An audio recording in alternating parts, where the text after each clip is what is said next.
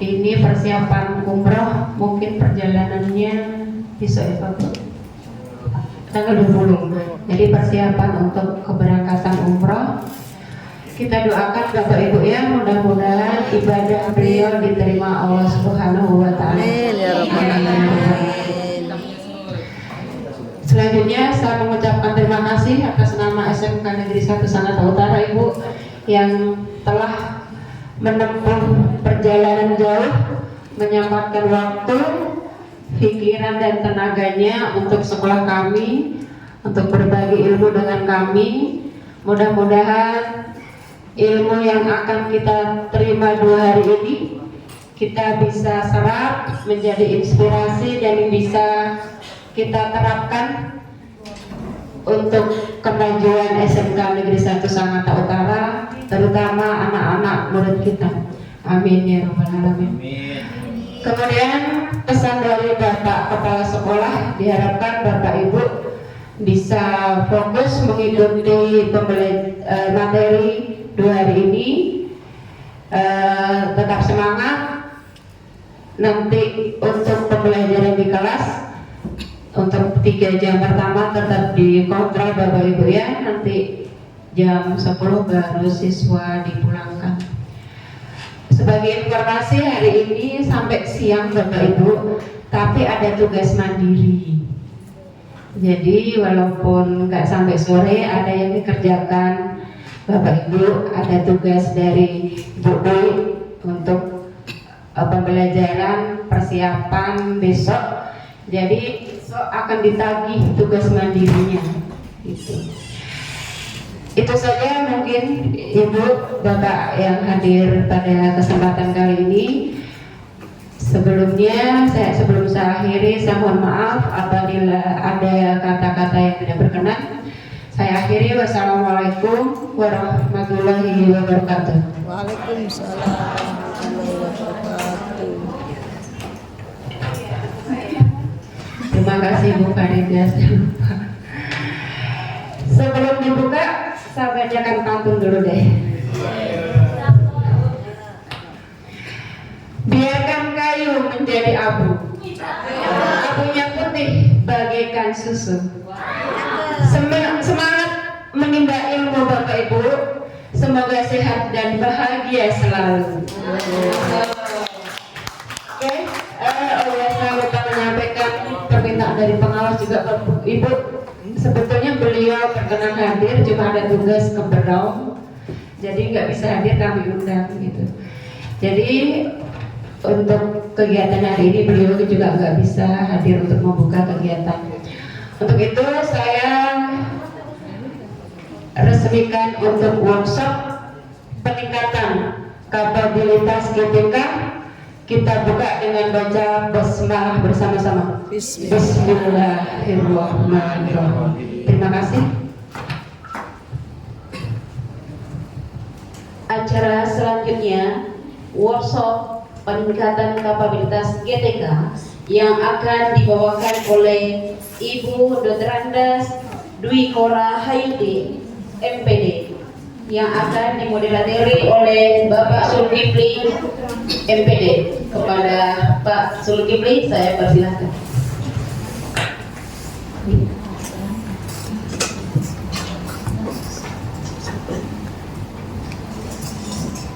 Bismillahirrahmanirrahim. Assalamualaikum warahmatullahi wabarakatuh. Waalaikumsalam warahmatullahi wabarakatuh. Selamat pagi. Kita yel-yel dulu Bapak Ibu ya. Pantun juga boleh. Iya. Kalau pantun dulu bisa. Lebah menyengat menghasilkan madu. Guru-guru SMK Negeri 1 semangat untuk maju. Mudah-mudahan kita selalu bersemangat untuk maju Bapak Ibu ya, mengembangkan kapabilitas kita, kemampuan kita, dan kompetensi yang ada pada diri kita semuanya.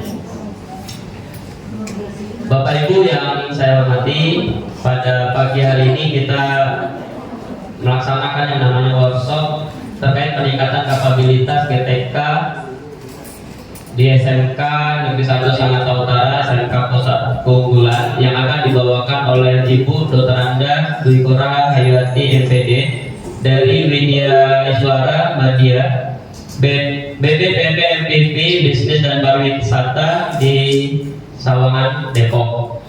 Untuk itu kepada Ibu Dwi Kora saya persilakan.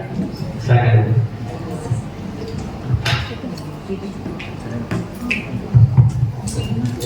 Bismillahirrahmanirrahim. Assalamualaikum warahmatullahi wabarakatuh. Waalaikumsalam warahmatullahi wabarakatuh. Selamat pagi Bapak dan Ibu, salam bahagia selalu. Semangat. SMK. SMK. Lokasi kuat Indonesia. Baik, terima kasih. Tadi saya bayangkan tadi pada waktunya di SMK itu Semangat. kalau di Jakarta Semangat. biar ada semangat gitu. Ya. Baik. Malu ya, baik. Malu. Baik, Bapak dan Ibu, puji syukur kita haturkan Ibu kehadirat Adi. Allah Subhanahu wa taala atas izin dan Tengok-tengok ya. karunia-Nya kita bisa dikumpulkan di tempat yang luar biasa ini. Ya, Bapak dan Ibu, teman-teman sehat semuanya, semangat, amin. Mudah-mudahan sesemangat SMK kita menuju SMK Pusat Keunggulan sampai finish ya, Bapak dan Ibu. Kita berdoa, amin. Izin Bapak dan Ibu, salam hormat dari Kepala Balai Bispan. Kalau yang sebelumnya beliau sudah pensiun, sudah purna, Pak Sabri. Kemudian sekarang ini masih PLT, Ibu Nadia. Kemudian nanti akan ada yang definitif mungkin ya, tapi kita masih menunggu. Jadi salam hormat untuk teman-teman semua. Mudah-mudahan kita bisa berkolaborasi sama-sama untuk SMK kita yang lebih baik. Amin. Saya perkenalkan diri dulu, seperti yang tadi sudah disebutkan ibu kita yang cantik ya, Bapak dan Ibu ya. Saya Dwi Kora Widya Iswara dari Bispan. Kalau status tidak usah diragukan, ya Bapak dan Ibu ya. Insya Allah akhir tahun depan saya pensiun. Insya Allah. Insya Allah. Ya Bapak dan Ibu. Alhamdulillah. Iya, saya sudah dari tahun 90 di Bispar ya Bapak Ibu ya. Jadi sudah cukup. Nanti kita lihat mudah-mudahan Bapak dan Ibu tetap akan didampingi oleh balai-balai yang relevan dengan Bapak dan Ibu. Saya punya 5 anak, alhamdulillah, dan 4 cucu. Alhamdulillah. Ada yang sudah punya cucu yang 4 di sini? Belum. Nah. Satu aja belum, Bu. Tapi saya paling senior ya. Alhamdulillah. Baik, ini saya belum dibawa. Baru 2, 3 ini. Amin.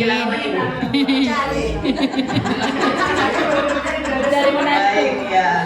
Oke, Bapak dan Ibu, ini perjalanan saya ke Kalimantan Timur. Minggu lalu saya sama Bunda. Minggu ini ke Sangatta. Minggu depan saya balik lagi ke sini, tapi diikutin ya Kutai Timur Cemerlang. Minggu depannya lagi ke Berau 3 berapa? Sampai 3 berapa masalahnya? Ya. Baik, semuanya kaltim Pak. Nanti yang di Jakarta sisa waktunya di bulan Oktober.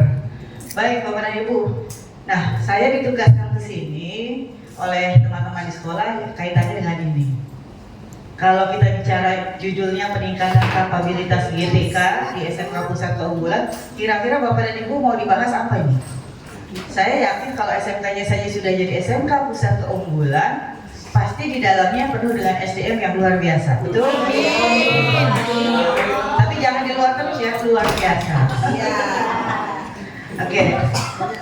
Apa Bapak Ibu ciri-ciri bahwa SMK kita ini salah satu komponennya SDM itu berkualitas? Namanya aja SMK-nya Puskeunggulan. Apa yang Bapak Ibu unggulkan dari Bapak dan Ibu di sekolah ini? Satu. Apa? Malah nanya, saya bertanya Pak. Apa Pak? Ya? Pastinya guru yang hadir di sini punya kompetensi. Oke, itu personil. Ada lagi yang lain? Sekolah kita? Profesional. Profesional dalam apa Bu? Profesional mungkin dalam mengajar, kemudian siswanya berkompeten, Oke. sedang di dunia kerja. Baik, oke. Ada lagi satu lagi? Bicara sekolah sekarang. SMK kita sudah punya apa nih yang diunggulkan? Kan ini ini tahun kedua ya. Tahun ketiga harusnya Bapak dan Ibu menjadi role model bagi SMK lainnya yang belum SMK PK. Sudah punya belum SMK dampingan Bapak Ibu? SMK PK kan harus punya sekolah dampingan. Betul? Sering mendampingi. Artinya menjadi mitra untuk belajar itu di sini. Karena salah satunya kan Bapak dan Ibu SMK ini menjadi model ya untuk sekolah yang lain. Kalau dulu sebelum SMK Pusat Unggulan namanya SMK apa? Apa Mas? Yang pertama ada SMK Pusat Unggulan sekarang. Sebelumnya ada SMK COE, Center of Excellence. Sebelumnya lagi apa? Apa Bapak Ibu ingat nggak? Ada SMK Revitalisasi. Ada lagi apa? SMK Rujukan. Sebenarnya sama semuanya. Muaranya adalah menjadi SMK yang menjadi acuan untuk sekolah di sekitarnya. Oke ya, kita lihat di sini. Bapak Ibu yang saya hormati, kalau kita melihat judulnya kapabilitas, kita di sini kita lihat, pastinya di sini banyak teman-teman yang ahlinya. Yang tadi disebutkan adalah profesional. Kategori di sini kapabilitas itu artinya kita semua itu paham atau mampu mengeksploitasi secara baik sumber daya yang dimiliki dalam diri maupun di dalam organisasi. Jadi Bapak dan Ibu yakinkan bahwa kita tuh pasti setiap orang punya kelebihan dan pasti punya kekurangan. Ya, karena itulah kodrat manusia, ada kelebihan pasti ada kekurangan. Tetapi lebih dan kurangnya setiap individu yang ada di sini pastinya untuk ini. Bagaimana kita memberdayakan sekolah kita atau dalam organisasi sekolah kita, ya? Potensi kita yang akan kita jalankan, kemudian rangkaian aktivitas kita untuk mencapai tujuan SMK Pusat Keunggulan seperti apa?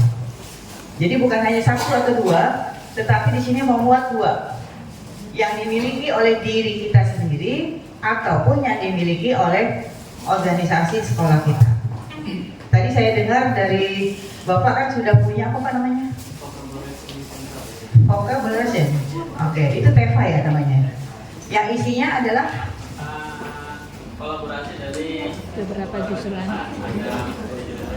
Oke, MT, Bukan produk. akuntansi, ya. Baik. Nah, kalau kita kategorikan 3 tadi, ya dari berbagai jurusan, apakah itu sudah kita sebut bisa kategori TEVA-nya? Satu, hanya memenuhi kebutuhan pembelajaran saja, atau 2, TEVA kategori yang sudah memenuhi kebutuhan masyarakat, atau 3, TEVA yang sudah memenuhi kebutuhan industri masyarakat. Kalau kebutuhan masyarakat 3, industri, berarti levelnya sudah 3 ya. Oke, kalau sudah 3 berarti yang 1, 2 harusnya sudah. Ya kan, logikanya kalau sudah industri difasilitasi, yang pembelajaran sudah, apalagi yang di masyarakat. Oke, nanti boleh saya jalan ke situ ya Pak ya. Baik ya. Nah, kita lihat di situ. Kita sudah punya unggulannya yaitu teaching factory ya. Kita lihat. Bapak Ibu boleh lihat dulu ini. Kira-kira ini gambaran sebuah revolusi industri. Perubahan mendasar pada peradaban manusia. Tidak ada yang bisa kita tolak. Kalau kita lihat visualisasi ini, kira-kira maknanya apa buat Bapak dan Ibu? Mungkin Bapak dan Ibu ada, kita semua ada di antara ini, karena kita tidak bisa lepas dari revolusi industri. Apa yang Bapak Ibu maknai dari visual ini? Mengikuti perubahan zaman, satu. Ada lagi? Dinamis, hampir sama ya. Selalu mengikuti perubahan. Ada lagi Bapak Ibu?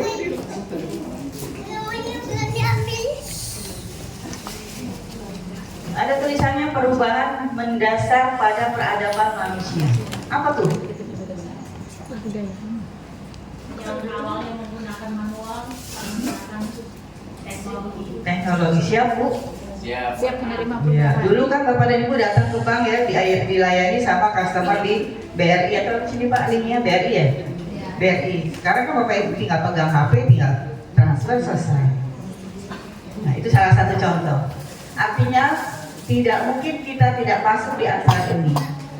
Perubahannya begitu cepat sehingga ada perubahan mendasar daripada peradaban manusia. Yaitu apa? Penggunaan teknologi. Ya. Oke, kita lihat di sini. Boleh Bapak Ibu lihat di sini? Dengan kaitannya revolusi industri tadi, mau tidak mau pendidik kita semua yang hadir di sini harus mau dan mampu mengubah mindset. Mau terbuka dengan perubahan zaman. Kenapa? Karena pendidik adalah pembelajar sepanjang atau seumur hidup. Lifelong education. Tidak mungkin kita sebagai guru berhenti pada saat kita mengajar. Saya sudah S1, sudah S2, sudah S3, sudah cukup. Padahal hidup itu adalah penuh pembelajaran. Ya, sekaligus menjadi role model dan agen of change dalam kehidupan. Role model untuk siapa Bapak Ibu kalau di sekolah? Pastinya untuk siswa, bukan hanya untuk siswa, pastinya juga untuk siapa? Teman sejawat. Boleh izin teman-teman yang alumni guru penggerak siapa? 1, 2, katanya banyak Pak. Masih pendidikan. Oh masih pendidik, yang sudah lulus baru 2? Ada Pak Mustari.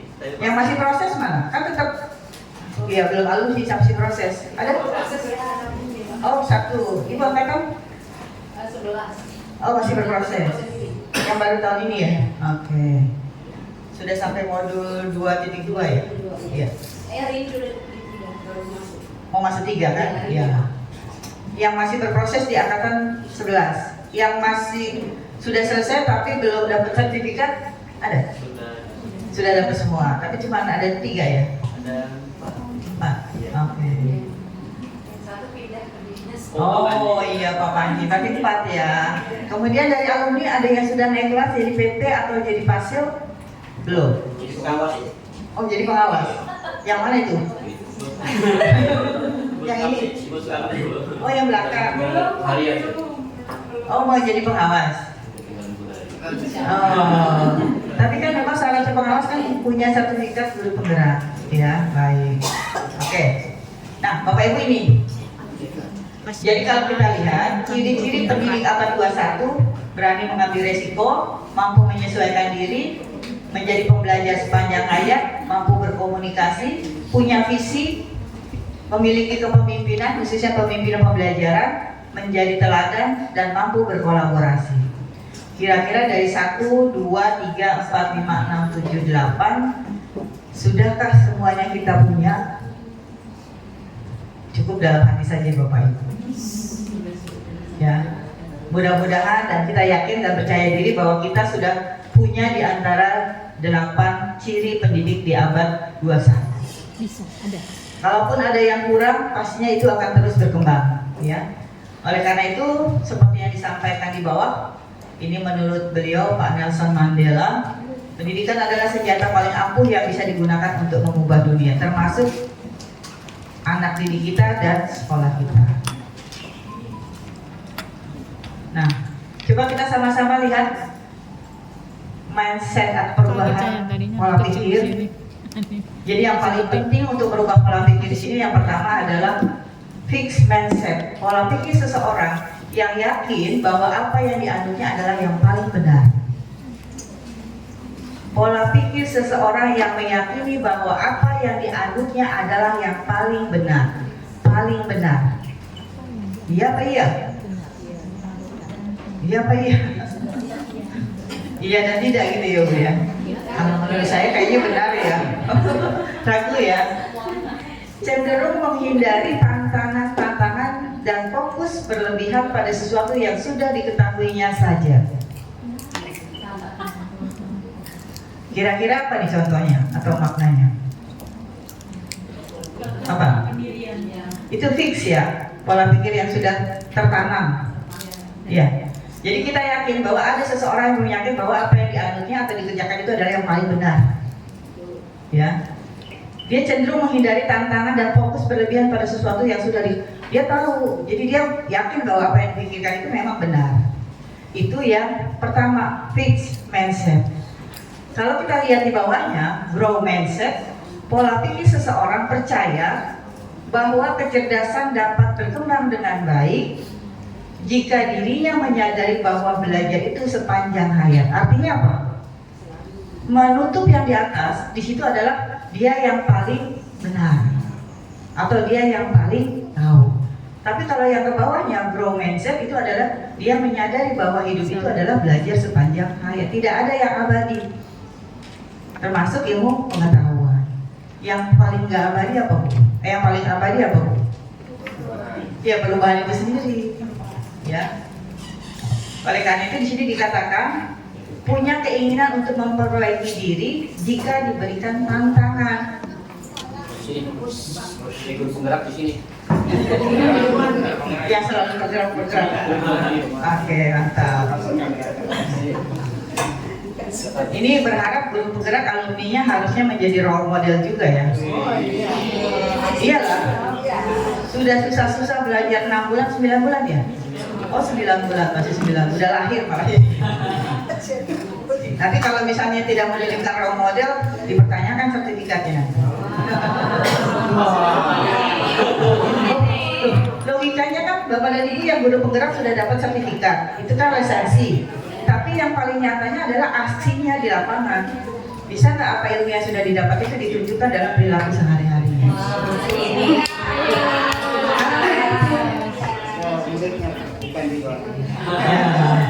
Ada dua, Pak. Menjadi guru pembelajar itu dipakai satu, dipakai dua adalah menjadi teman kolaborasi rekan sejawat. Betul? Ya. Jadi bukan hanya murid di kelas. Kalau murid di kelas habis di modul pakai dua, pakai satu kembali kepada kita, memahami filosofi dan seterusnya. Nanti akan ketemu ada nilai dan peran guru penggerak. Salah satunya adalah kolaborasi. Itu ya Bapak Ibu ya. Jadi jangan hanya di kelas juga, tapi tunjukkan berbagi praktek baik, gitu ya. Kemarin saya minta pada dinas teman-teman yang di Kalimantan Timur, alumni guru penggerak, kumpul bikin workshop, tularkan apa yang dia sudah lakukan, best practice-nya kepada teman-teman yang lain. Karena itu berbagi, tidak semua teman-teman mendapat kesempatan menjadi guru penggerak atau belum. Jadi dengan melakukan best practice, mudah-mudahan teman-teman yang lain bisa termotivasi. Itu ya Bapak Ibu ya. Baik, kita kembali ke sini. Mana tadi? Ini pesawatnya lewat terus ya. Iya. Jadi kalau grow mindset itu mempunyai keinginan untuk memperbaiki diri jika diberikan tantangan dan mencoba melalui penuh keyakinan. Kalau diberi tantangan, masalahnya apa? Satu, nggak mau menerima tantangan. Kalau nggak mau menerima tantangan, itu ceritanya pastinya sudah diberikan tantangan, tapi dia tidak mau, itu lain kasusnya. Ya. Kalau ini apa? Jika diberikan tantangan, ya sudah diberikan tantangan, kemudian mencoba melaluinya dengan penuh keyakinan. Iya, kira-kira satu contoh kecil apa Bu? Tantangan apa yang diberikan sekolah Bapak Ibu? Kepanitiaan kegiatan sekolah. Kepanitiaan kegiatan sekolah. Ketua UNBK. Oke, terus tantangannya? Tantangannya melaksanakan UNBK dengan lancar, Baik. berbagai alasan dan kerjasama yang. Ya, tapi ada ujungnya di bawah, dan mencoba melaluinya dengan penuh keyakinan. Artinya kalau sudah dikasih tantangannya tapi tidak dilakukan dengan penuh keyakinan, ya tantangan itu akan lewat. Ya Bapak Ibu ya. Kemudian yang kedua, memfokuskan pikiran, memudahkan konsentrasi dengan baik. Betul nggak? Kalau kita fokus, pasti kita bisa konsentrasi dengan full. Ya. Ya nggak usah sholat apa, nggak usah susah-susah. Kalau kita sholat nggak fokus, pasti pikiran kemana-mana. Akhirnya ini rakaatnya keberapa ya? Itu kan sederhana saja ya. Artinya Bapak dan Ibu kalau tidak fokus pun itu akan menggunakan atau memudahkan kita konsentrasi dengan baik. Tapi kalau nggak fokus berbeda. Apa yang dilihat di sini? Daya pikir kita akan jauh lebih baik sehingga akan lebih efisien dan efektif kalau kita fokus. Dua, bisa konsentrasi terhadap sesuatu lebih lama. Makanya di pembelajaran dikatakan apa Bapak Ibu? Ada nggak yang ingat? Anak akan bertahan konsep atau ilmunya secara lebih lama kalau apa? Satu, konsentrasi. Dua, akan menemukan pengalaman belajarnya sendiri. Makanya disarankan gunakan salah satunya adalah discovery learning. Anak memahami konsepnya setelah dia bereksplor, dia ketemu pemahaman sendiri, itu yang bertahan lama. Dibandingkan gurunya hanya mengasih konsep, udah lepas. Jadi kebermaknaannya belum ada. Ini yang poin kedua. Nah, yang ketiga ini, faktor paling besar dalam menentukan keberhasilan adalah faktor sikap, 85%. Pengetahuan hanya 15%. Berarti orang pintar itu belum tentu sukses, betul nggak? Kenapa banyak orang yang tidak pendidikannya tinggi tapi sukses? Karena dalam yang kedua tadi, sikapnya itu, ya betul kan, di industri itu anak kalau cuma dikasih keterampilan saja sudah 99%, tapi soft skillnya tidak mendukung, sukses nggak dia? Enggak. Pinter, membuat roti pinter, menjahit baju pinter, tapi bagaimana dia bersikap sama teman rekan kerja tidak bagus, ya tetap saja dia tidak sukses. Oleh karena ini di sini hal-hal penting yang dikatakan sikap 85% itu kebiasaan orang sukses. Satu, bisa atau mampu bekerja dengan efisien. Kedua, bisa bersaing secara global. Yang ketiga, mampu mengikuti perubahan. Kalau sekarang perubahan yang paling mendasar apa Bapak Ibu di kita? Apa Bapak Ibu, perubahan yang paling mendasar di kita, yang ada di sekolah kita di mana-mana? Apa yang paling mendasar?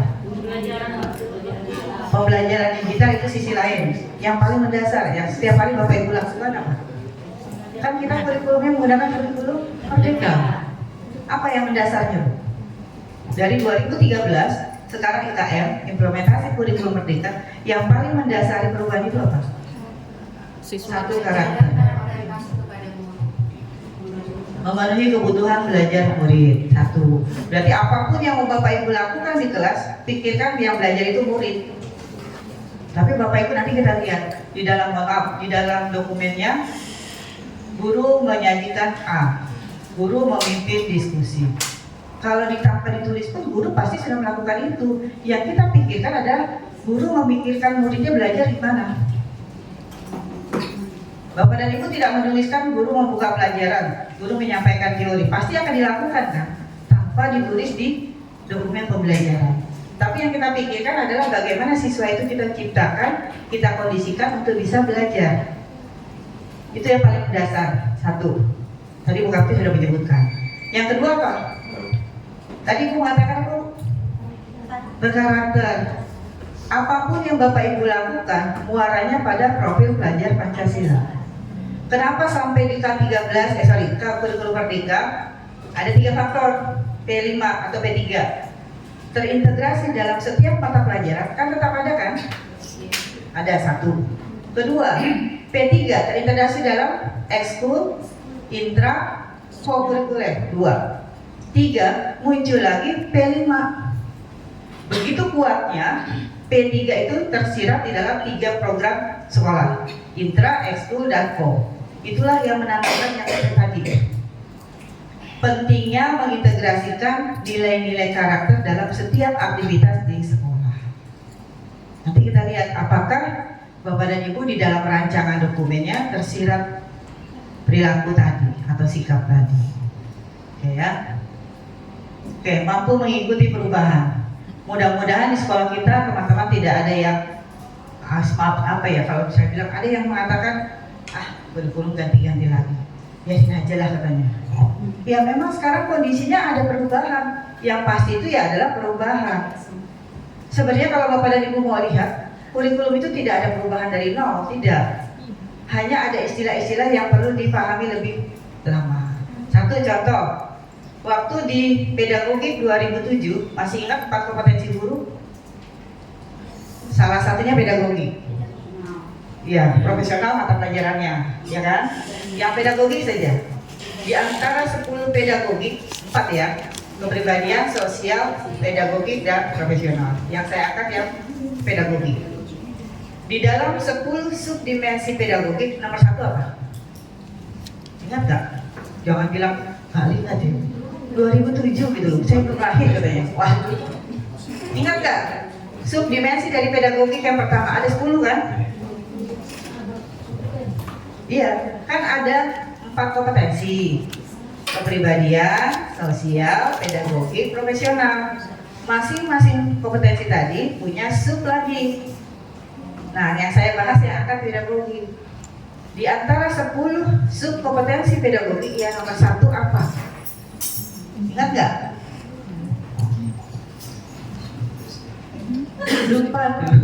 Gak apa-apa ya, kita mengingatkan saja kok. Ingat apa sih? Kompetensi anjay itu masih ingat. Oke, 1 saja cukup. Menganalisis karakteristik peserta didik. Apa bedanya dengan diferensiasi? Sama kan? Jadi sebenarnya pembelajaran berdiferensiasi itu bukan sesuatu hal yang baru, tetapi diingatkan kembali. Tolong kalau ngajar anak itu macam-macam, ada yang begini, ada yang begitu, ada yang begono katanya. Justru itu harus diperhatikan. Sebenarnya sama dengan yang nomor 1 tadi, memahami karakteristik peserta didik. Disitulah kita tahu bahwa anak didik kita itu beragam. Jadi sebenarnya tidak ada hal yang baru. Ya, cuma kadang-kadang kita suka kaget. Apalagi ini diferensiasi. Padahal itu juga, cuma namanya beda gitu ya.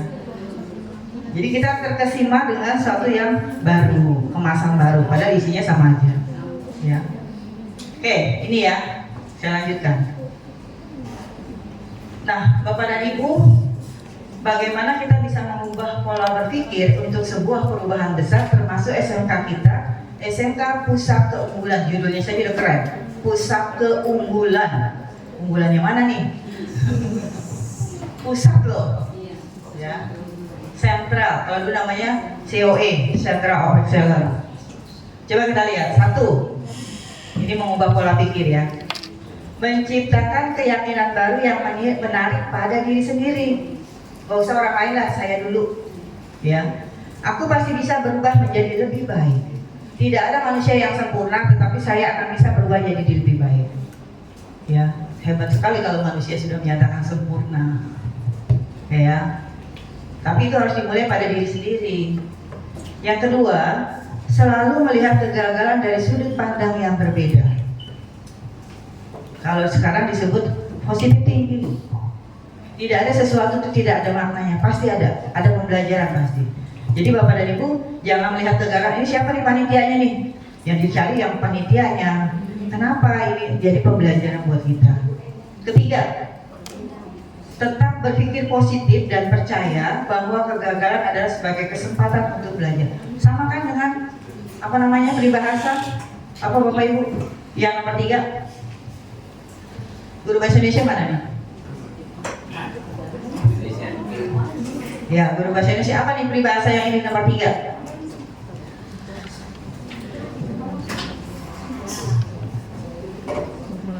Kalau di orang tua mengatakan apa? Pengalaman adalah guru yang terbaik, itu 1. Apalagi? Kegagalan itu adalah ambang untuk menuju kesuksesan. Kan ini nomor 3. Sukses yang tertunda. Jadi jangan Bapak dan Ibu, ini kesempatan untuk belajar. Jangan karena salah terus down, jadi tidak. Padahal itu adalah sebenarnya enggak. Dia tertutup di sini, pintu yang di situ terbuka. Cuma nggak mau lihat lagi, langsung sudah beda ya. Kemudian yang keempat, kembangkan kesadaran diri, self awareness. Ya, harus muncul dari kesadaran diri. Apa Pak namanya di teman-teman di guru penggerak di modul 2.3, 2.2. Masih ingat? Jangan bilang lupa. Ayo, apa? Sosial emosional. Kaitannya dengan mana tadi? Nomor self awareness. Apa ini kaitannya? PSE dengan self awareness. Salah satunya adalah kemampuan mengelola emosi. Satu lagi, pengambilan keputusan yang bertanggung jawab. Itu salah satu. Ya, ada salah 2, salah 3, ada 5 kan? Nah, kita refresh saja sebentar. Oke, kemudian yang keempat, yang 5, berusahalah menjadi lebih sadar akan bakat, kekuatan dan kelemahan serta mengumpulkan umpan balik. saya sadar diri bahwa saya memang nggak pasti dalam misalnya IT. Ya, sekarang saya IT kan kurang mendukung. Kalau saya sadar saya tidak mampu IT, bukan berarti saya terus-terusan tidak bisa kan? Artinya saya harus berkolaborasi sama orang yang ahli IT, tapi jangan malu. Kadang-kala, saya kan senior di sekolah ini, malu saya belajar sama dia anak kemarin. Ya kalau begitu susah jalannya ya Bapak Ibu ya. Sekarang itu tidak ada senior, tidak ada junior. Yang penting adalah siapa yang bisa mengikuti perubahan dalam perkembangan ini, dia yang akan bisa bertahan. Intinya seperti itu. Jadi tidak ada salahnya kita belajar sama yang muda-muda berkaitan dengan IT. Ya.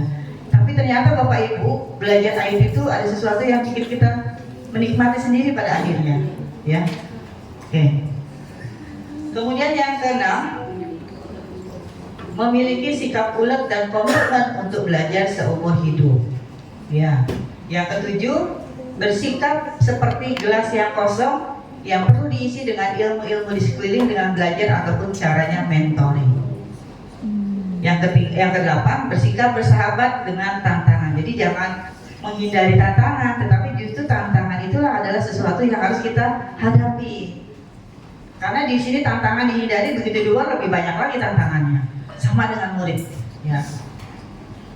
Nah, kalau kaitan dengan yang tadi tantangan, bersikaplah bersahabat dengan tantangan. Bagaimana implementasinya pada murid di kelas? Bersikaplah bersahabat dengan tantangan. Bapak dan Ibu kan mengajar murid nih. Misalnya apa? Busana. Guru busana mana? Guru busana mana? Iya. Ibu, salah satu tantangan di industri apa Bu? Busana. Membuat produk. Iya, produk kan banyak. Busana apa nih? Jahit sebuah busana. Tanpa bola. Jahit baju misalnya. Membuat busana. Kalau sekarang kan busana pakai teknologi, betul? Iya, betul. Berarti itu tantangannya apa? Menjahit baju tanpa bola. Menjahitnya itu. Menjahitnya. Walaupun sekarang desainnya pakai teknologi ya, pakai aplikasi. Kalau itu yang tadi bersahabat dengan tantangan. Tantangannya adalah Bapak dan Ibu siswanya nanti keluar dari sekolah, ketemulah industri busana yang tidak ada lagi mesin jahit atau apapun misalnya, tetapi dia sudah berbasis desainnya ya terutama. Desainnya sudah berbasis teknologi. Apa yang Ibu lakukan di kelas? Mengajarkan anak-anak. Mengajarkan dengan membuat desain. Membuat desain. Menggunakan komputer. Oke, tantangan. Membuat desain dengan berbasis komputer. Di sekolahnya sudah ada? Belum lengkap. Belum lengkap. Oke. Berarti apa yang Bapak Ibu lakukan? Alat komputernya belum ada, tetapi anak besok keluar sekolah dia ketemu sama itu. Jadi apa yang Bapak Ibu bantu menyiapkan siswanya menghadapi tantangan nanti? Membuat kolaborasi sama lain. Sebentar, ya Ibu. Berkolaborasi dengan jurusan lain yang bisa memenuhi kebutuhan Berkolaborasi dengan jurusan lain. Ya, Yang di sini adanya apa? DKP bisa. DKP. Iya. Kayak satu. Ada lagi yang lain? Dimagangkan. Yang magang siapa nih? Siswa magang. Bapak dan Ibu kan siswa magang kan sudah punya ilmu dasar kan? Tiba-tiba dia masuk industri yang alatnya lebih canggih dari sekolah. Kasihan siswanya nanti begitu masuk industri. Kemarin nggak dapet di sini sekolah kali aja, sekarang gimana caranya? Bapak Ibu kan punya apa? Yang bisa langkah sekolah. Mungkin meminjamkan praktek yang di jurusan lain. Misalnya kan kebutuhannya DB kan komputer. Ada mungkin komputer yang bisa dipakai untuk praktek. Baik. Bapak Ibu punya mitra industri kan? Kira-kira bisa diberdayakan tidak? Misalnya apa? Kaitan dengan busana. Kalau yang busana kita bisa dengan PT Sifek itu magang guru dan siswa. Oke, magang guru. Magang guru dan siswa lagi ya. Apa yang bisa tadi tantangan tadi? Alatnya tidak ada misalnya ya, seperti tadi. Gurunya udah magang nih, siswanya bahkan udah magang. Terus dibawa ke kelas kita bagaimana? Kalau yang selain jurusan busana itu ketika nggak ada di sekolah, busanya kita. Oke. Terus misalnya kalau yang TKJ, gambling, psikologi, ya DDKM bawa alat yang dipakai di sekolah. Industri itu datang ke sekolah bawa alat. Baik. Sayang tadi bukan ke sana ya? Nah, yang sana kita Belum. industrinya di Solo Ibu. Oke, baik. Ya, artinya inilah yang disebut tantangan Bapak dan Ibu. Artinya apa? Salah satunya tadi bisa berkolaborasi. Yang kedua adalah kalau zaman dulu disebut sister school. Paham ada yang di sini? Sister school? Itu tadi yang meminjamkan ya. Apa? Bukan mendatang narasumber tapi alat, karena ini berbasis alat ya. Alatnya itu kita join dengan perusahaan atau apapun, dia butuh apa, nanti kita butuh apa. Itu namanya sister school. Ya, seperti itu. Atau salah satunya dengan praktek tadi. Ini bisa menghadapi ini. Itu satu. Kemudian ada jurusan apa lagi tadi, Pak? Terus? Oke. Manajemen perkantoran siapa? Bu Adi. Ibu, kira-kira kalau kita mengajarkan siswa di kelas, yang poin nomor mana tadi? Bersikap bersahabat dengan tantangan. Kira-kira kendala di industri atau tantangan di industri dunia perkantoran apa, Bu?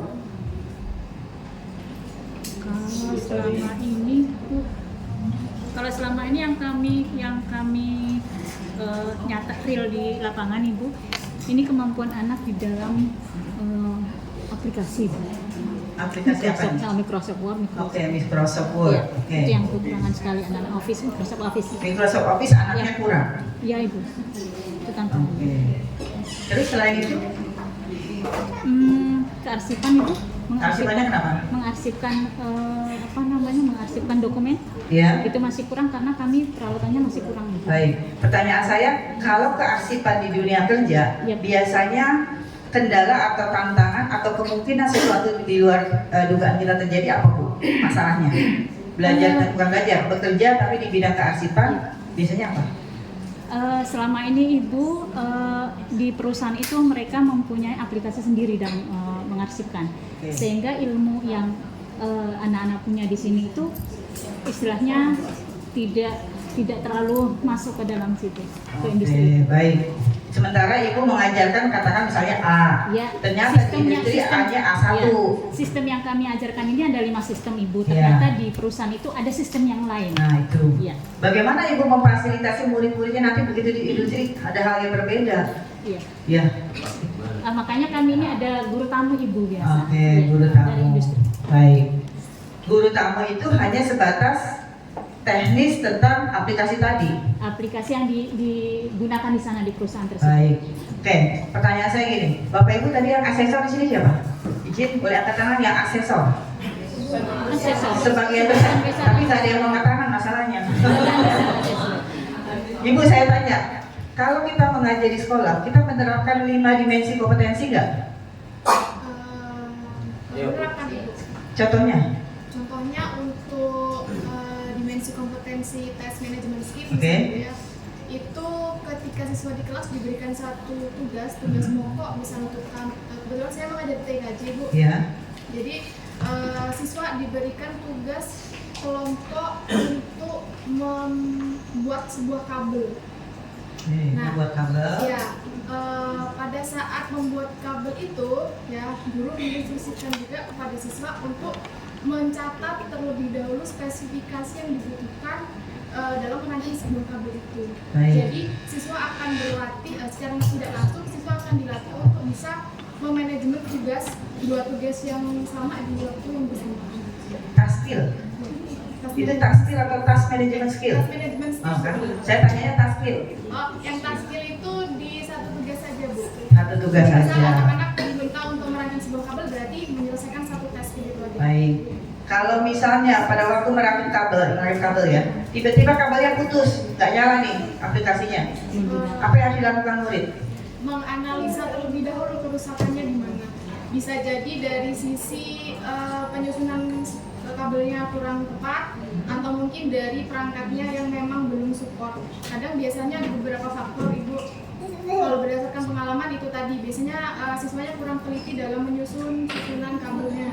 Jadi menyebabkan ketika mau diaplikasikan ke komputer itu tidak nyambung. Baik, masalahnya kabel itu udah putus, nggak bisa dipakai. Sementara pekerjaannya harus jalan terus, gimana? Bu? Kami memberikan opsi Iya. untuk membuat kabel baru lagi.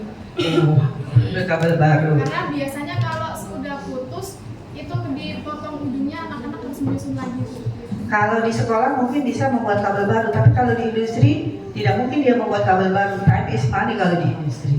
Berarti dia harus menghubungi siapa? Menghubungi mungkin dari penanggung jawab dari divisinya yang lebih kompeten untuk menanyakan atau konfirmasi terlebih dahulu Oke. apa yang harus dilakukan Baik. saat keadaan atau menemukan permasalahan yang seperti itu. Iya, itu namanya apa, Bu? Kontingensi manajemen skill. Satu bisa, satu lagi apa? Bisa juga job role. Ya, job role skill. Iya, artinya Bapak dan Ibu mengingatkan saja, terutama teman-teman yang sudah asesor, harusnya dalam pembelajarannya pun sudah menerapkan 5 dimensi kompetensi. Utamanya adalah task skill-nya dulu. Kalau task skill-nya sudah oke, baru jangan lupa task management skill. Tadi saya katakan, seorang pandai, ahli di bidang busana, tetapi dia tidak bisa memanage pekerjaan dalam ruang yang sama. Sementara di industri kan ada bagian ini, dia tidak bisa berkolaborasi, dia tetap akan tidak bisa bekerja dengan baik.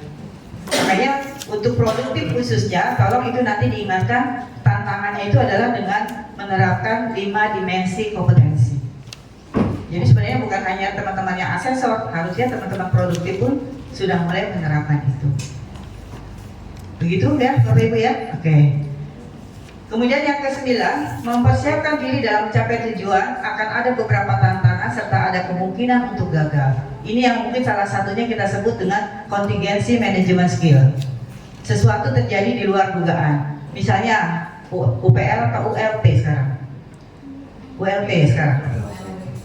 Usaha layanan pariwisata itu dulu kan namanya UPW, ganti-ganti terus, saya juga ganti-ganti. ULW, usaha layanan wisata. Oh, baru ya. Oke, artinya gini, sumber jagung ya. Dulu juga kita UPW, kemudian macam-macam UJP ya. Artinya sama, ya mana tadi? Menyiapkan beberapa tantangan serta ada kemungkinan untuk gagal. Jadi waktu Bapak dan Ibu sudah pesan tiket, sudah dapat ini tiketnya, dibuat tiket, ternyata tiketnya angus, ada double. Itu kan sesuatu yang di luar dugaan kan? Tapi itu harus mampu diselesaikan. Nah, hal seperti inilah yang harus diajarkan kepada siswa kita. Ya, silakan. Baik, kita lanjutkan ya. Bapak dan Ibu yang 10, lakukan apa yang disukai dan dicintai apa yang dilakukan. Ini seperti apa Bapak Ibu? Kalau kita membaca nomor 10, masih ingat? Tulis apa yang Bapak Ibu kerjakan, kerjakan apa yang Bapak Ibu tulis. Apa nih prinsip Bapak? Ada lupa? Bukan. Ini kan prinsip ISO. Tulis apa yang Bapak Ibu lakukan, lakukan apa yang Bapak Ibu tulis. Itu kan ISO, sama dengan ini. Lakukan apa yang disukai dan dicintai apa yang dilakukan. Cintai apa yang dilakukan. Ya.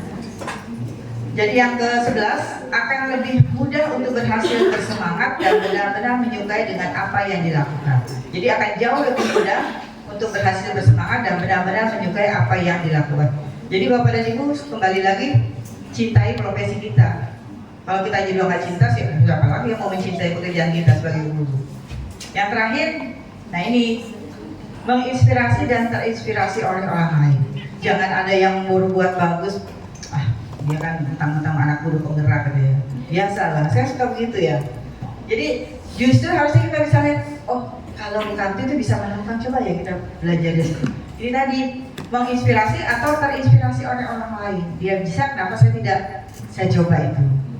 Ya, ini bagaimana kita mengubah pola berpikir untuk sebuah perubahan besar. Oke, Bapak dan Ibu, yang paling besar kita lihat, ada kekuatan yang sangat besar ketika sekelompok orang dengan minat yang sama berkumpul untuk bekerja menuju tujuan yang sama. Apa ini? Ada kekuatan sangat besar ketika sekelompok orang dengan minat yang sama berkumpul untuk bekerja menuju tujuan yang sama. Bapak dan Ibu hadir di sekolah ini dalam satu naungan SMK Pusat Keunggulan. Di dalamnya adalah kekuatan yang sangat besar. Ada guru normatif, adaptif, produktif. Itu kekuatan yang luar biasa. Jadi kalau ketika sekelompok yang hadir di sini dengan minat yang sama berkumpul dalam ruang ini, bekerja bersama menuju tujuan yang sama, pasti akan lebih mudah dibandingkan kerja sendiri-sendiri. Betul Bapak Ibu? Ya. Jadi tidak bisa sesuatu dikerjakan sendiri-sendiri. Pastinya tetap butuh kolaborasi. Nah, kerjasama tim sebagai sarana menggabungkan kemampuan dan dapat memberikan solusi yang efektif secara bersama. Yang pastinya setiap anggota itu punya kelebihan, punya kekurangan. Tapi kalau di sini kurang, di sini lebih, saling melengkapi jadi utuh. Jadi jangan karena nggak punya kelebihan, orang ini nggak boleh dipakai-pakai. Padahal di balik kekurangan pasti ada kelebihannya. Nah, dipakai itu dalam arti ya, Bapak Ibu udah negatif aja nih. Artinya dipakai itu diberdayakan, gitu ya. Oke ya. Ribu langsung. Iya.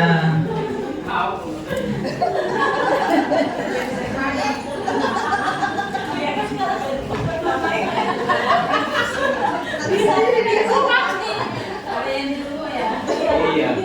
Jangan kecil masih dipakai di rumah santai aja Bu. Jangan kecil. Ya, artinya dipakai dalam organisasi sekolah kita, diberdayakan itu ya Bapak Ibu ya. Baik, tim yang sukses adalah sekelompok orang yang terdiri dari banyak tangan dan satu pikiran. Tangannya boleh banyak, tapi kadang-kadang susah banget menyatukan pikiran. Karena setiap orang merasa pikirannya paling hebat. Nah itu susahnya. Tapi kalau semuanya orang satu pendapat, tidak ada pendapat yang paling ideal, tidak ada. Justru dengan kekurangan satu-satu itu jadikan satu, itu kan disebut ini. Tim yang sukses adalah sekelompok orang yang terdiri dari banyak tangan, bukan satu tangan. Ya. Kenapa? Tantangan ketika harus kolaborasi dengan orang yang tidak sejarah. Iya. Bapak dan Ibu, yang namanya sepasang tidak ada yang pernah jalannya lumpuh kan? Kita punya sepatu kiri, sepatu kanan, pasti jalannya beda-beda kan? Ya. Tapi tetap namanya sepatu. Ya. Sama juga rel kereta. Rel kereta itu apa? Ada kiri, ada kanan, pasti dia masing-masing juga. Jadi walaupun Bapak dan Ibu katakan maaf misalnya suami istri, ya tetap aja individu, tetapi dia punya satu tujuan. Jadi Bapak dan Ibu bukan berarti yang ini si kiri punya kekurangan, yang si B nggak mau bekerja sama dengan ada kelebihan yang dia juga mungkin ada kekurangan di sini. Pastinya itu. Cuman kadang-kadang mau nggak kita menerima kekurangan itu? Ya. Itu yang paling sulit. Ya. Jangan ego lah Bu. Ya, sebagai pemimpin harus melakukan. Iya. Manusia itu kan ditakdirkan tidak ada yang sempurna.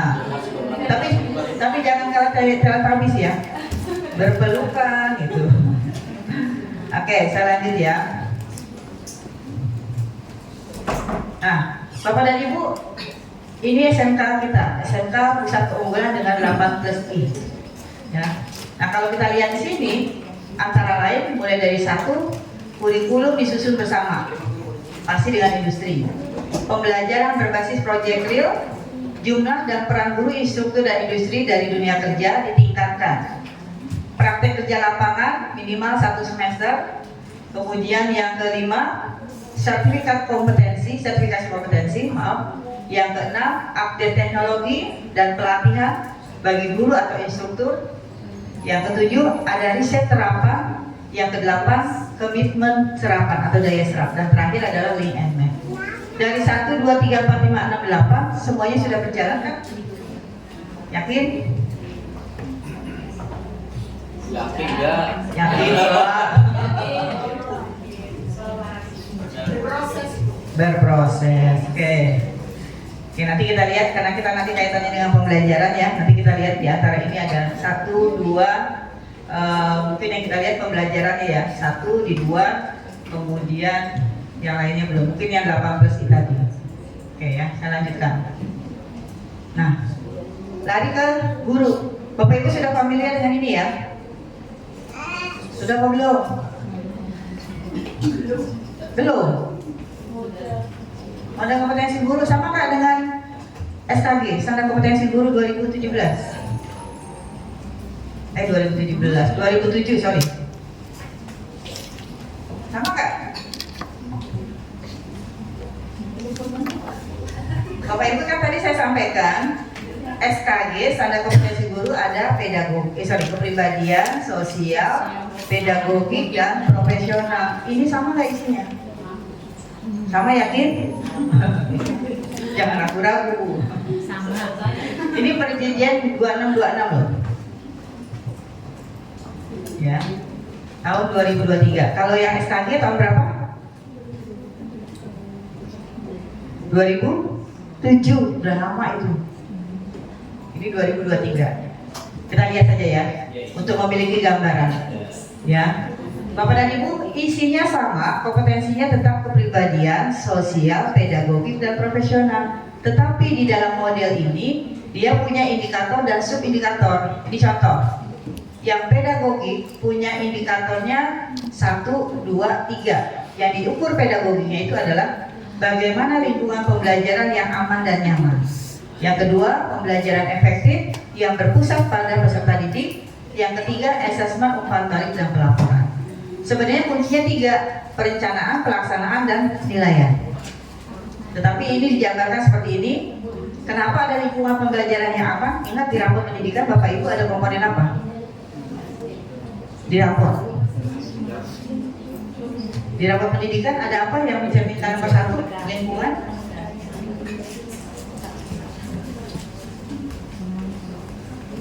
Lupa ya? Apa? Iklim belajar kadang kan? Iya, iklim belajar. Salah satunya ada di sini. Jadi Bapak Ibu kalau melihat benang merahnya rapor nanti pasti larinya salah satunya ada di sini. Ya. Ini yang pedagogik. Ini yang kepribadian. 3, pematangan moral, emosi dan spiritual, pengembangan diri melalui refleksi. Yang ketiga, orientasi berpusat pada peserta didik. Nah, yang kedua, dari kompetensi kepribadian ini muncul di mana di pembelajaran guru diminta melakukan kebiasaan refleksi. Ada di mana? Di akhir mana, Bu? Di akhir pembelajaran. Apakah Bapak Ibu tulis atau lisan? Kadang ditulis, kadang enggak. Di modul ajar ada bagian salah satu komponen modul ajar kan lembar refleksi kan, yang ditujukan untuk guru dan murid. Salah satunya ini, bahwa kita mengembangkan diri kita melalui kebiasaan refleksi. Makanya di modul ajar ada lembar refleksi guru dan murid. Ya, ini yang kepribadian. Yang ketiga, sosial, kolaborasi untuk meningkatkan pembelajaran, keterlibatan orang tua dan masyarakat dalam pembelajaran. Yang ketiga, keterlibatan dalam organisasi profesi. Ini yang tadi saya sebut, yang pertama adalah kolaborasi. Bapak Ibu tidak bisa bekerja sendiri. Kolaborasi. Yang kedua, keterlibatan orang tua dan masyarakat. Yang ketiga, Bapak dan Ibu bergabung dalam organisasi profesi atau jejaring yang biasanya kita gunakan melalui komunitas belajar. Komunitas belajar sudah dibahas kan, Pak? Sudah. Cici sudah punya komunitas? Apa? Sekolah atau antar sekolah atau apa? Sekolah. Oke, berarti sudah punya program ya? Program yang rutin apa, Pak? Salah satu contohnya. Literasi. Oh, kumpul dari bahasa. Kalau yang sifatnya antar mata pelajaran? Antar mata pelajaran pembelajaran. Misalnya kalau yang di jaringan itu matematikanya gurunya siapanya yang masuk di Oke, iya berarti sudah ya. Ini satu sudah, yang kedua sudah, yang ketiga sudah, yang tengah tinggal implementasi di sekolah. Ini yang sosial. Yang profesional berkaitan dengan mata pelajaran Bapak Ibu sama ya, di sini profesional, lingkungan pembelajaran aman dan nyaman, pembelajaran efektif, asesmen dan umpan balik. Tetapi ini berkaitan dengan mata pelajaran Bapak dan Ibu.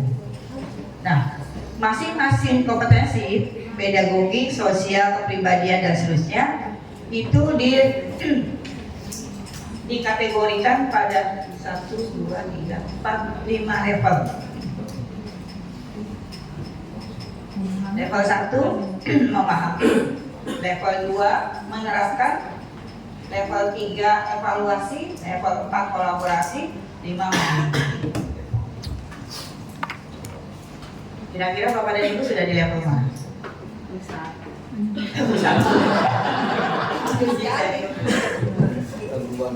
Kenapa di level 1, Bu? Bapak Ibu sudah di level 2.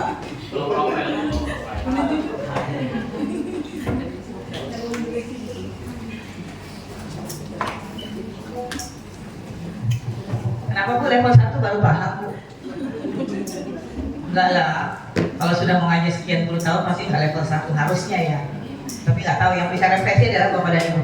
Bapak Ibu sudah mengisi refleksi kompetensi kan di PMS? Sudah.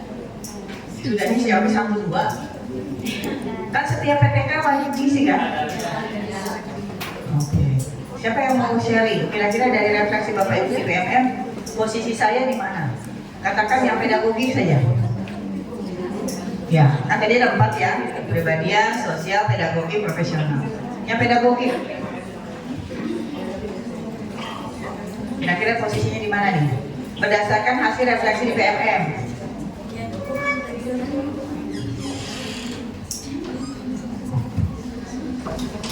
Sudah sampai level 5? Belum. Belum. Individu bukan P sudah. Kenapa? Siapa tadi? Bukan P-nya sudah boleh. Oh, bukan P. Makanya belum, Bu. Kemampuan membimbing. Ya. Membimbing guru lain dalam pengembangan dan menggunakan pengetahuan tentang prinsip teori dan praktek. Nah, kami sering dapat. Bukan P ya? Kami sering dapat dari kantin. Iya. Kalau sudah level 5 berarti udah mentok dong. Mantap, ada lawan nih nanti. Iya. Sudah langsung jadi pengawas ya. Insya Allah. Oke, jadi gambarannya seperti ini ya Bapak Ibu ya. Baik levelnya, kompetensi pribadian, sosial, profesional. Ini levelnya semuanya 5. Jadi kalau Bapak dan Ibu mau posisikan misalnya hasil refleksinya ada di level 2, berarti Bapak dan Ibu akan melakukan refleksi atau pengembangan diri menuju level 3, 4, dan 5. Dan seterusnya. Ya, sekarang kita balik ke sini. Wow. Itu kompetensi guru ya. Kaitannya dengan kita sekarang SMKPK, ya, dengan kapabilitas tadi, Bapak dan Ibu di sini sudahkah mengaitkan rancangan pembelajaran yang Bapak Ibu di sekolah disusun dengan kebutuhan dunia kerja? Sudah belum? Yakin? Nanti kita lihat ya, kita lihat buktinya di mana Bapak dan Ibu mengintegrasikan bahwa kurikulum sekolah itu sudah berbasis pada dunia kerja. Ya, iya, apa-apa nanti kita lihat. Nah, di sini muncul ada integrasi SKKNI atau SKK atau SKKI dan lain-lain dalam implementasi kurikulum mereka. Artinya apa? Ada 2 dokumen yang harus Bapak Ibu sandingkan bersama-sama untuk menjadi kurikulum sekolah. Betul? Ya. Di sini semua program kalian sudah punya SKKNI kan? Sudah digunakan untuk sinkronisasi? Yakin sudah? Kalau yang SKKNI ini kan beberapa skema itu sudah otomatis. Iya, apa-apa terlepas dari okupasi atau yang lainnya. Tapi artinya dokumen kurikulum sekolah kita yang pertama dari sini nih, CPT-PATT itu kan kurikulum sekolah. Kemudian untuk merancang pembelajaran ini harus dilihat pada unit kompetensi yang harus dikuasai. Kemudian melakukan asesmen. Nah, 2 hal tadi ini yang tengah itu kan harus melihat juga pada SKKNI terkait. Ya. Baru munculnya nanti adalah hasil belajar untuk mendapatkan penguasaan setara dengan kebutuhan industri. Dampaknya supaya siswa bisa mendapatkan peluang untuk bisa bekerja sesuai dengan jabatan yang ada di industri. Nah, kita fokusnya nanti di sini nih, kedua, CP dengan pembelajaran yang berkaitan dengan kurikulum di dunia kerja. Nah, ini Bapak Ibu, kenapa tadi diminta mengaitkan dengan kurikulum industri atau SKKNI? Karena ini tidak bisa dipungkiri, tidak bisa ditolak bahwa kita akan berhadapan dengan transformasi digital. Betul ya? Iya. Apa ada yang masih rajin? Misalnya belanja, tapi ada kalau ibu-ibu ya ke pasar tradisional. Kalau capek kan kita online saja datang ya, Bapak Ibu ya. Tapi ini mau tidak mau. Kalau kita lihat, semuanya serba otomasi, serba digitalisasi, menggunakan AI, ya Bapak Ibu ya, hampir 85 juta potensi pekerjaan akan hilang. Kemarin saya sempat tanyakan juga ke Pak, ya Pak ya, tentang Pak Jul tentang kenapa di SMKPK tidak ada kelompok bisnis manajemen ya. Di sini kan ada perkantoran, terus ada apa lagi? Akuntansi. Dia tidak muncul di skala prioritas yang dikembangkan di SMKPK. Jadi kalau kita lihat sasaran dari program kalian di PKITK itu adalah sesuatu yang memang lagi tren, ya. Artinya apa Bapak Ibu? Salah satu contohnya misalnya akuntansi, kemudian perkantoran. Walaupun tetap ada, tetapi harusnya apa Bapak Ibu? Menghadapi ini digitalisasi, otomasi, dan AI. Pekerjaan ilmu dasarnya tetap perkantoran, tapi kemasannya sudah berbasis ini. Paham nggak maksudnya? Oleh karena itu Bapak dan Ibu jangan lupa lihat kurikulum industri. Trennya sekarang di industri dunia kerja berkaitan dengan perkantoran apa? Sekarang kan surat serba email misalnya seperti itu. Nah berarti kita tidak lagi mengajarkan surat menyurat mungkin ya, tetapi surat menyurat berbasis digital. Walaupun dasarnya tetap diberikan. Jadi ada bobot kompetensi, kalau di SKK ini namanya kompetensi kunci ya, betul ya? Saya agak lupa, kompetensi kunci yang memang harus dikuasai tetapi nanti bisa diterapkan di mana saja. Itu yang kalau dimensi kompetensi namanya transfer skill, ya. Nah ini 84% jabatan pekerjaan di dunia kerja akan digantikan oleh mesin-mesin canggih. 50% jabatan pekerjaan di dunia akan menggunakan otomasi. Hilang sudah manual. Berarti kita kan penuh tantangan nih. Inilah tantangan pembangunan SDM. Murid kita besok keluar dari sekolah kita ini loh tantangannya. Sudah ada sudah manual. Ya. Di sini dari 84 dan 50% ini kita bermitra dengan industri, makanya salah satu kolaborasi dari SMKPK adalah dengan mitra industri. 97 juta pekerjaan baru dalam 5 tahun ke depan. Kita kebayang nggak 5 tahun ke depan? Atau 5 tahun ke belakang kita kebayang nggak ada Gojek? Nggak ada kan?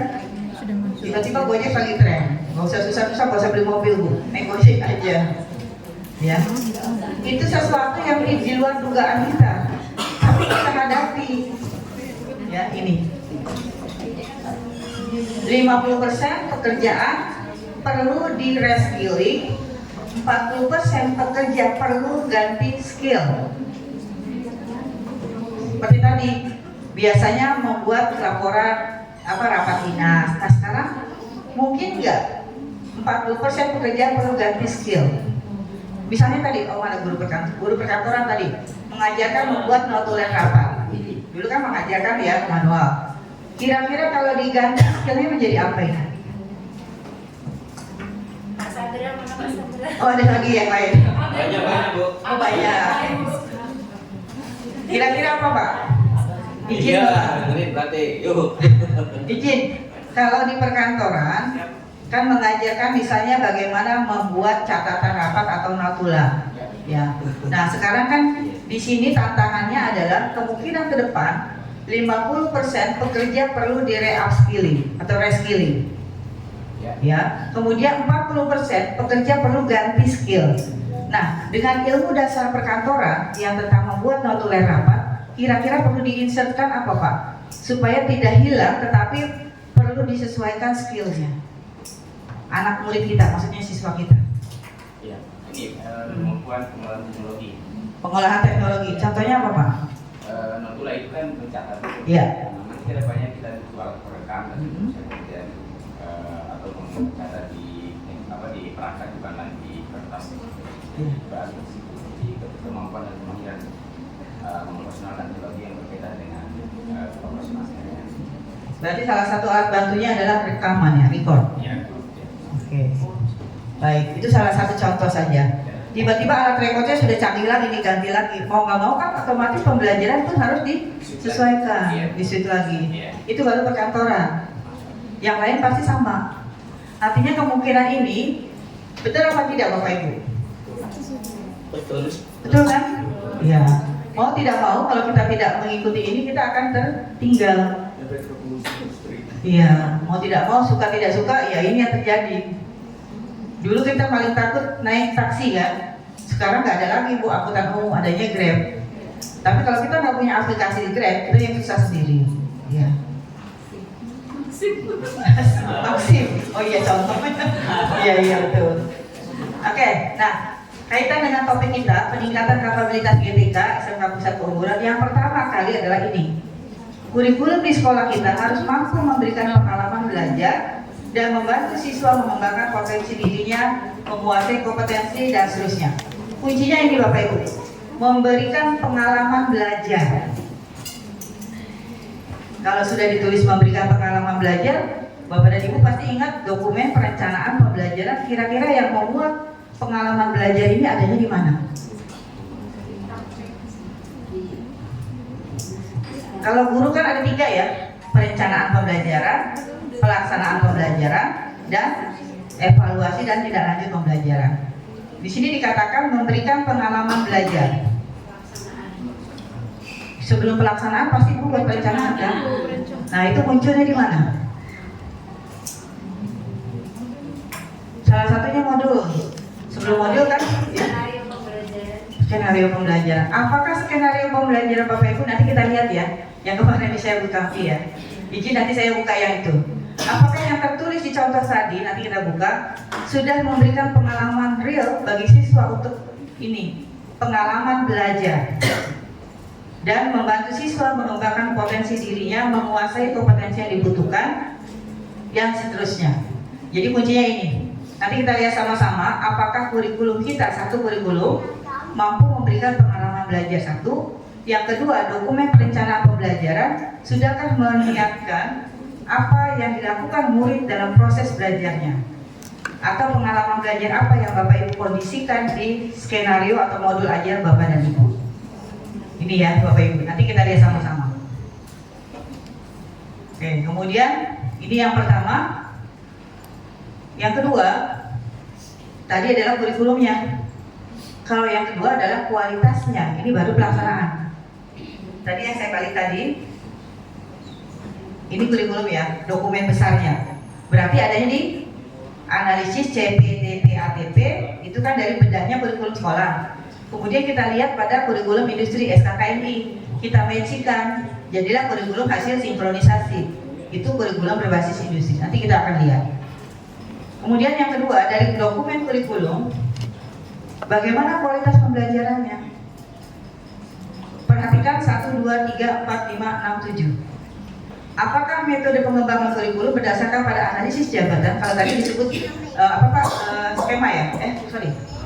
Okupasi, sudah berbasis pekerjaan ya? Oke, berarti sudah aman. 2, konten kurikulum yang berhubungan dengan pekerjaan dan tempat kerja, harusnya sudah. Ketiga, pendekatan didaktik yang orientasi pada tugas daripada subjek. Maknanya apa Pak? Yang nomor 3, pendekatan didaktik. Biasanya kita kenal waktu zaman IKIP didaktik metodik. Masih ingat? Ya? Bapak Ibu kan dari LPTK kan? Atau ada yang bukan dari LPTK? Ada yang bukan. Oh ada yang bukan. Oke. Kalau LPTK harusnya paham. Mana tadi?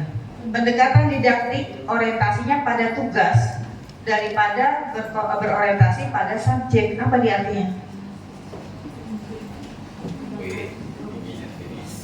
Salah satunya adalah pembelajaran berbasis project atau project real. Ya, ini yang ketiga. Nanti kita lihat juga. Yang keempat, guru dan pelatih yang melibatkan dan akrab dengan dunia kerja. Jangan sampai Bapak dan Ibu mengajar, maaf misalnya busana, tapi guru busana nggak pernah lihat industri misalnya. Makanya ada program magang guru di industri. Yang sudah ikut re-upskilling siapa? Banyak ya? Bapak sudah tahun berapa? Awal 2024 di Bandung. Terus siapa lagi? Ayo, cintailah profesi Bapak Ibu. Ibu di mana Bu? PA-nya? Oh di Bispa, tahun? Baru tahun ini maksudnya? Apa Bu? Jurusannya? Akuntansi. Oke, saya tanya ya, kebetulan Bispa. Saya tanya Bu, yang dari Bispa lagi siapa? Akuntansi. Lagi ada itu siapa lagi? Nggak ada yang ada, aku.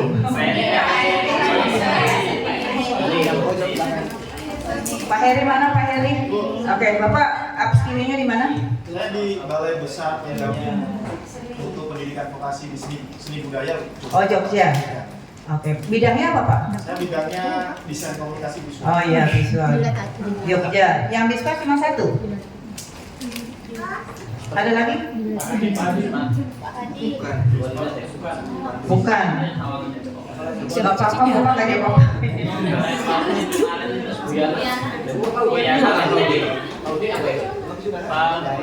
Yang di sana belum pernah. Ini tadi apa jurusannya? Iya itu. Yang di sana nggak ada.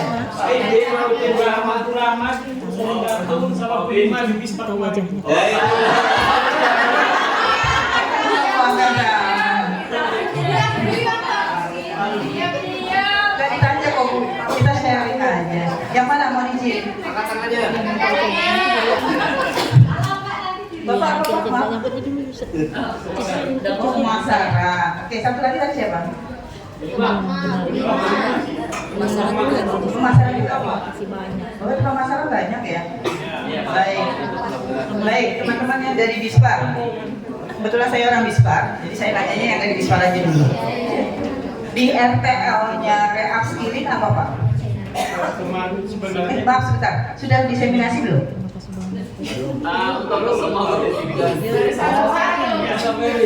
Baru?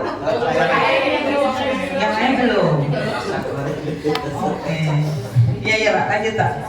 Kemarin itu kita bukan upskilling Bu. Apa? Kemarin yang mengadakan itu Dinas Pendidikan Samarinda, kita pelatihan, tapi tempatnya itu di Jakarta. Cuma pematerinya itu dari Bispa. Di Jakartanya di mana? Di Jakarta Selatan.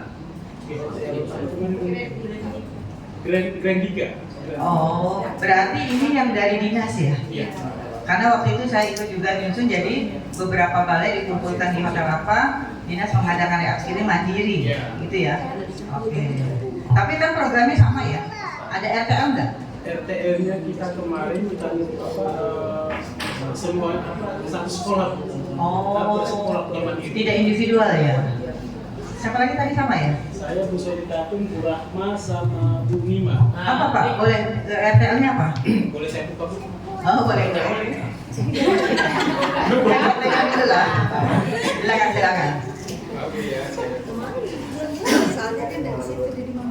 Oh iya, dulu saya ingat di awal tahun 2024 dinas mengumpulkan, termasuk saya datang juga untuk membuat re-upskilling tapi dalam biaya dinas. Magangnya di mana Pak? Dia Bu, makanya kemarin kita pertanyakan Bu, masa ngapain jauh-jauh ke Jakarta kalau kita tuh materinya cuma dapat ini aja nggak sempat magang di Indus. Oh, jadi nggak ada magang di Indonesia? Kita laksanakan di Kalimantan Timur bisa sebenarnya. Magang di UPS kan? Oh bukannya upskilling? Bukan Bu, kita cuma pelatihan biasa aja. Magang kalau ini. Pengembangan kompetensi. Oke. Oh beda berarti.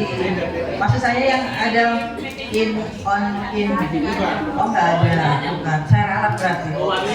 Yang ada magangnya nih Bu. Magang. Iya. Kalau re-upskilling kan tadi tujuannya ada kan? Melatih lagi keterampilan untuk skala industri. Ibu ada Ibu ya? Akuntansi kan? Di hotel mana Bu? Di magangnya di mana? Di BPMK. Di? BPMK Balikpapan. Oh di Balikpapan. Boleh saya tahu RTL-nya Ibu apa? Ibu sudah diseminasi belum? Belum.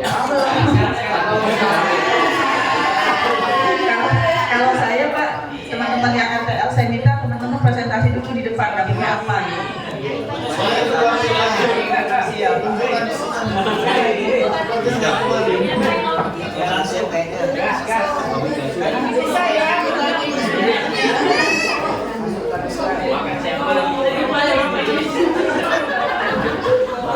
Selesai kapan Bu terakhir?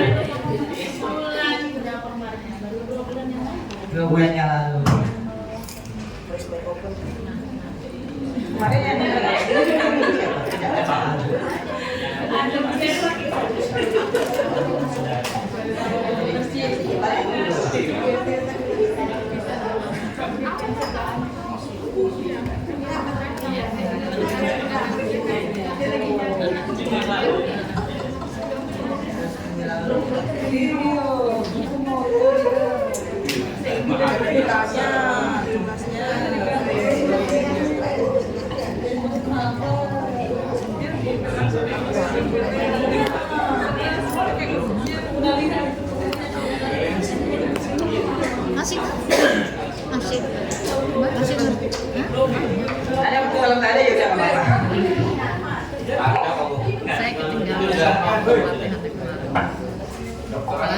Saya tinggal 1 hari. Siap, ayo bos. Tanggung lainnya.